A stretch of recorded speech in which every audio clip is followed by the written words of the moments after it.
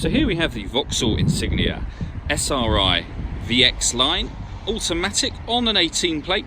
I'm going to start off by showing you around the outside of the car, and then we'll hop in and run through some controls on the inside. But from the outside you can see that it's a 5-door car with alloy wheels.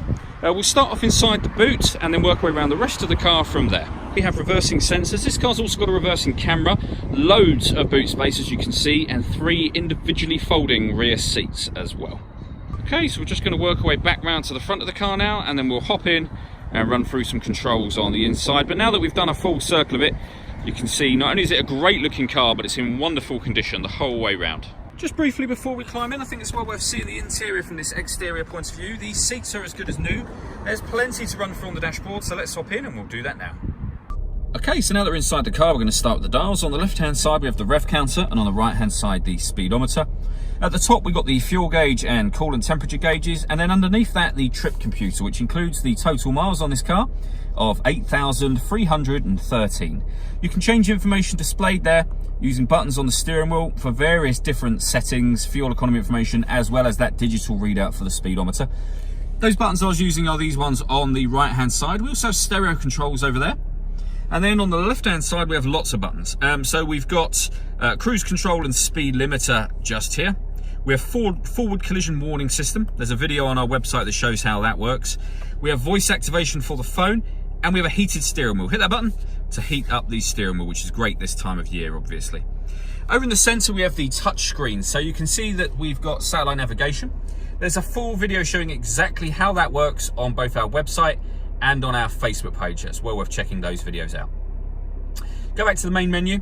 When it comes to audio in this car, there's plenty of ways to listen to your music. We have DAB digital radio, AM and FM radio as well.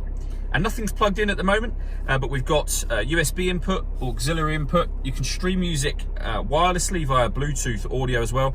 And this car has Apple CarPlay. Again, there's a video showing how Apple CarPlay works on both our website and on our Facebook page. If I pop the car into reverse, you can see we have a full colour reversing camera with guidelines showing you where the car is headed in relation to the image that you see behind you. It does make this car very easy to park. Then have the volume for the stereo and dual zone climate control. So you can adjust the temperature on either side of the car like that. Fan speed up and down with these buttons here.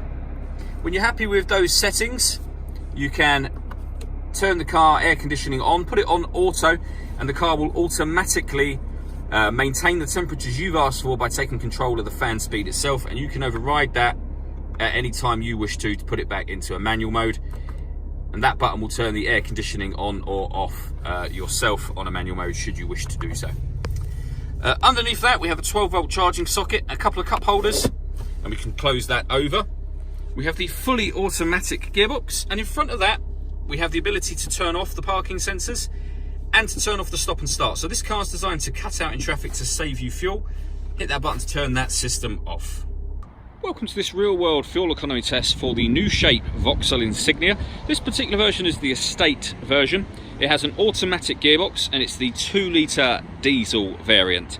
The first thing we're going to do is hop inside the car, make sure that the trip computer is reset. We'll then take the car for a drive from there and see how it gets on.